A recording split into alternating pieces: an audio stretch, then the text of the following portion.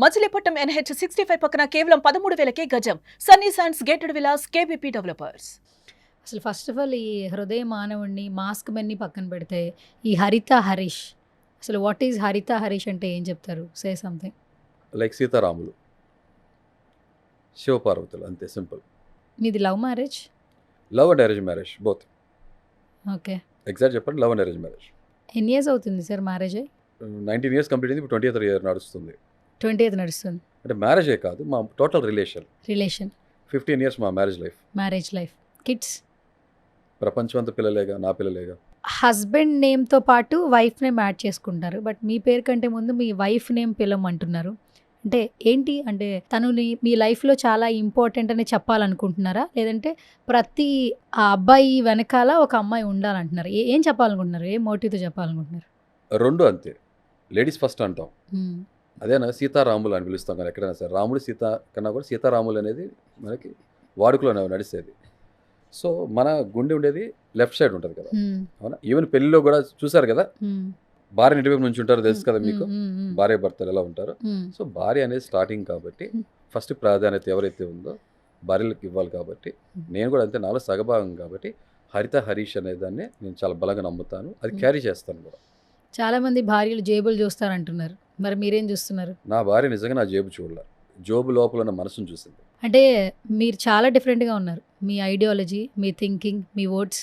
ఇప్పట్లో రిలేషన్షిప్స్కి, బంధాలకి, బాంధవ్యాలకి అసలు వాల్యూయే లేదంటుంటారు. చాలా మట్టుకు మనం చూస్తున్నాం. ఇలాంటి టైంలో ఇంత పరిగెడుతున్న సిచ్యువేషన్స్లో కూడా భార్య గురించి ఇంత బాగా చెప్తూ మీ పేరు ముందునే ఆమె పేరు పెట్టుకుంటూ ఒక రియాలిటీ షోలోకి వెళ్ళి ఇంత గట్ ఫీలింగ్ ఏంటి అసలు?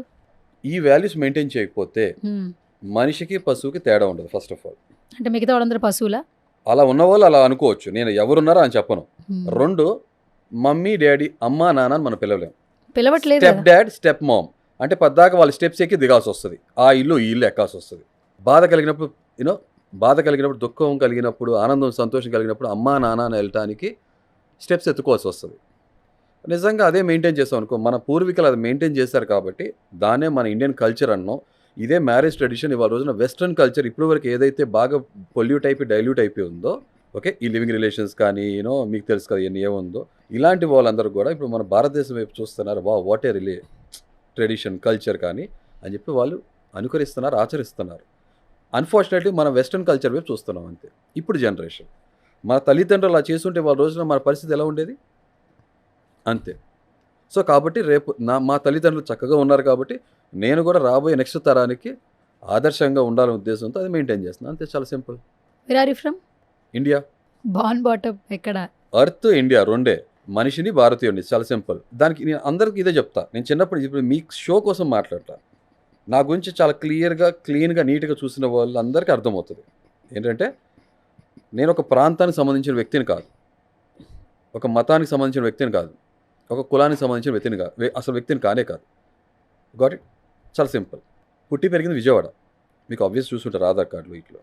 బట్ నేను అన్ని ప్రాంతాలు తిరిగా, most of the places. And first నుంచి చిన్నప్పటి నుంచి నేను విజయవాడకి అంటాం కన్నా కూడా భారతీయుడిగా ఫీల్ అయ్యేవాడిని. ఆ పేట్రియట్ భావాలు ఉన్నాయి, దేశభక్తి అంటాం కదా, సుభాష్ చంద్రబోస్, భగత్ సింగ్. చిన్నప్పటి నుంచి చూసి అలా పెరిగాను. అల్లూరి సీతారామరాజు. అండ్ నేను కూడా అల్లూరి సీతారామరాజు పుట్టినరోజు కూడా నా రోజు కూడా ఒకే రోజు. సో కాబట్టి దాన్ని బట్టి నేను, మీరు ఇండియన్గా ఫీల్ అవ్వండి, హ్యూమన్ బీయింగ్గా ఫీల్ అవ్వండి. హ్యూమన్ బీయింగ్ అనుకుంటే ప్రపంచంలో అందరితో కూడా కనెక్ట్ అవ్వగలుగుతా. భారతీయుడు అనుకోగానే ఆటోమేటిక్ భారతదేశంలో అందరితో కనెక్ట్ అవ్వగలుగుతా. అది చాలా సింపుల్. ఏం చదువుకున్నారు మీరు? జీవితం. బ్రతకడానికి ఏం చదువుకున్నారు? బతకడానికి కూడా జీవితమే పని చేస్తుంది ఇప్పుడు కూడా. You don't have any job? Qualification? Yeah, I do have qualification. Post graduation ఏదైతే ఉందో, నేను పీజీ ఏదైతే ఉందో సగంలో దాన్ని పాస్ పెట్టా. How to manage? అదే చెప్పట్లా, చాలామంది ఇవాళ మనం చదువుకునేది ఒకటి, చేసేది ఒకటి, అంతే కదా. కెరీర్ అనేది మన అకాడమిక్స్తో చాలా వరకు చాలా మందికి ముడిపడలేదు, సంబంధం లేదు. సో కాబట్టి లైఫ్లో ఆకలితో ఉన్నప్పుడు ఆ పరిస్థితుల్లో నా ముందుకు ఏది వస్తే తింటా మొదలుపెట్టా. బాగున్నాయి రుచులు, రకరకాల రుచులు తింటున్నా, రకరకాల ప్రొఫెషన్స్, రకరకాల ఇండస్ట్రీస్లో వర్క్ చేస్తాను నేను. బట్ సాటిస్ఫాక్షన్ లేదు, ఆత్మసంతృప్తి అంటాం కదా, లేదు. దాని తర్వాత లవ్ కమ్ అరేంజ్ మ్యారేజ్, లేకపోతే అరేంజ్ కమ్ లవ్ మ్యారేజ్ ఏదని అనుకోండి, రెండు ప్యారల్గా సైమల్టేనియస్గా జరిగింది. సో మా కొత్త లైఫ్ జర్నీ మొదలు పెట్టడం జరిగింది. దాని తర్వాత మళ్ళీ బిజినెస్, మనమే కొంతమందికి లైఫ్ ఇవ్వాలనే ఉద్దేశంతో ఒక ఎంటర్ప్రెన్యూర్గా ఒక వేరే కొత్త దిశగా వెళ్ళటం జరిగింది లైఫ్లో.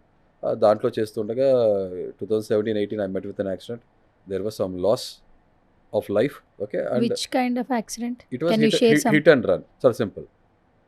మన రోడ్డులో డ్రైవింగ్ కండిషన్స్ ఎలా ఉంటుందో తెలుసు కదా మన ఇండియాలో. లైఫ్కి వాల్యూ చాలా తక్కువ. No one cares about life. Hit and run. So అది నా లైఫ్ని అప్సైడ్ డౌన్ చేసేసింది. కొంత ట్రామాకి గురవటం ఆబ్వియస్ కాబట్టి, ఫిజికల్ అండ్ సైకలాజికల్ ట్రామా, దాని నుంచి రికవర్ అవడానికి it took some time for me. Almost approximately 2 years of time. 2 years అంటే Yes. మేజర్గానే జరిగింది. ఎస్, అంటే దాంతో ఇలాంటి పర్సనాలిటీ, ఇలాంటి మనస్తత్వం, Mentality. క్యారెక్టర్ ఉన్న మనిషిని నేను. విషయాలన్నీ కూడా నేను చాలా ఇన్డెప్త్ ఉంటుంది కాబట్టి నాకు ఆలోచన. It took some time for me to recover.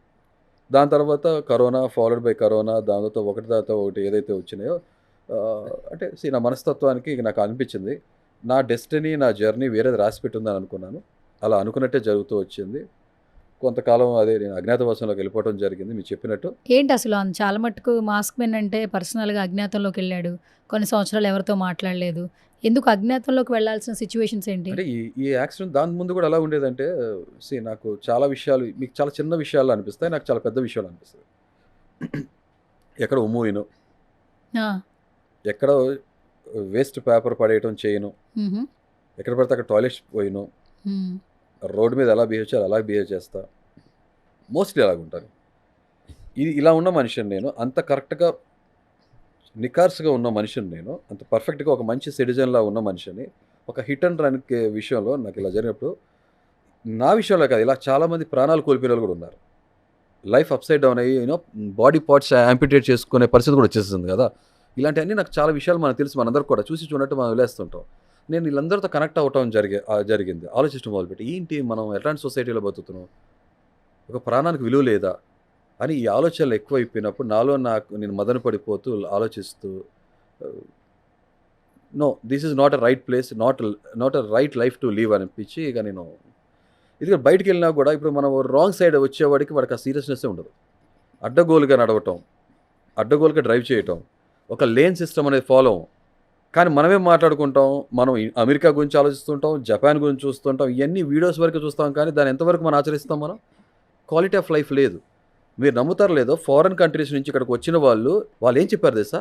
అమ్మో ఇక్కడ మనుషులు ఎలా బతుకుతుంది, మన భారతదేశంలో బండి డ్రైవింగ్ చేయగలిగితే ప్రపంచంలో ఎక్కడైనా డ్రైవ్ చేయగలం. ఇది మీరు కూడా వినే ఉంటారు కదా. విన్నాను. అంటే మనం అంత అస్తవ్యస్తంగా ఉన్నాం, వెరీ అన్అకౌంటబుల్, అసలు రీజనబుల్గా ఉండట్లా, కామన్ సెన్స్ లేనే లేదు. ఇక driving sense forget about that. Bus వెళ్తుంటే బస్సులోంచి ఆడు గుట్కా తిని మూస్తాడు, ఆడు ఎదురుడ మొహం మీద ఒక పెయింట్ పడుతుంది. చాలామంది ఎక్స్పీరియన్స్ చేసి ఉంటారు. స్పిట్టింగ్ అంతే కదా. సో ఇదంతా కూడా ఇలాంటివన్నీ మనం చూస్తూనే ఉంటాం కదా. మనం స్వచ్ఛ భారత్ అని అంటాం, మన ఎన్ని పేర్లు మనం ఎంతవరకు ఫాలో అవుతున్నాం. స్మోకింగ్ కూడా, స్మోకింగ్ ఆబ్వియస్, స్మోకింగ్, డ్రింకింగ్, ఇవన్నీ పబ్లిక్లో స్మోక్ చేయదని అంటున్నాం. ఇలాంటి అంటే ఇన్డెప్త్కి వెళ్తే చాలా వరకు ఇదేమో పొలిటికల్గా వెళ్ళిపోయినట్టు, పొలిటికల్గా కరెక్షన్ ఇలా చేయడానికి పెద్ద టాపిక్ అయిపోతుంది. స్మోక్ చేసి ఊతుంటాడు, పక్కన వాళ్ళకి ఆ స్మెల్ పీలుస్తుంటారు. ఎంత వాళ్ళకి లైఫ్ ఎండేంజర్ చేసినట్టయినా కాదా. మన లైఫ్ మనకు నచ్చే రైట్ మనకుంది, కానీ పక్కన వాళ్ళ లైఫ్ని ఎఫెక్ట్ చేసే రైట్ మనకి లేదు కదా. రెస్పాన్సిబిలిటీ అనేది ఉండాలి కదా. లివ్ అండ్ లెట్ లివ్ అలా జరగట్లే కదా. డ్రంక్ అండ్ డ్రైవ్, బయటకు వస్తున్నారు, తాగుతున్నారు. డ్రంక్ని ఎవరు ప్రోత్సహిస్తున్నారు? డ్రింకింగ్ని. మీకు తెలుసు కదా. సందు చివరి మళ్ళీ డ్రంక్ అండ్ డ్రైవ్ చెకప్ జరుగుతుంటుంది. మరి మనిషి ప్రాణానికి ఎంతవరకు విలువ ఉంది? వీళ్ళు వచ్చి యాక్సిడెంట్ చేస్తున్నారు కదా. పుణ్యం ఎరగని అమాయకులు బలైపోతున్నారా లేదా? ఇంట్లోకి వెళ్తారు, ఇంటికి వెళ్ళగానే ఆటోమేటిక్గా డొమెస్టిక్ వైలెన్స్ ఉంటుంది కదా. డ్రింక్ చేసినోడు తల్లి ఏంటో, చెల్లి ఏంటో, భార్య ఏంటో తెలియదు, విచక్షణ లేకుండా బిహేవ్ చేస్తాడు కదా. రోడ్డు మీద వాడు యాక్సిడెంట్ చేస్తున్నాడు కదా. ఎన్నిటికి కేసు కారణం అదే కదా. కానీ మనకి రెవెన్యూ దాని నుంచి కావాలి. గుట్కా బ్యాన్ చేయాలి, కానీ పబ్లిసిటీ, అడ్వర్టైజ్మెంట్ జరుగుతుంటాయి. Cigarette, smoking is injurious to health అని తెలిసినప్పుడు డబ్బా మీద రాయటం ఎందుకు? బ్యాన్ చేస్తే అయిపోద్ది కదా. మనం చేయం. నేను ఇవన్నీ ఫాలో అవుతాను కాబట్టి నేను మాట్లాడటానికి నిజమైన ఎలిజిబుల్ క్యాండిడేట్, అర్హుని కాబట్టి మాట్లాడుతున్నాను. అర్హత ఉంది నాకు.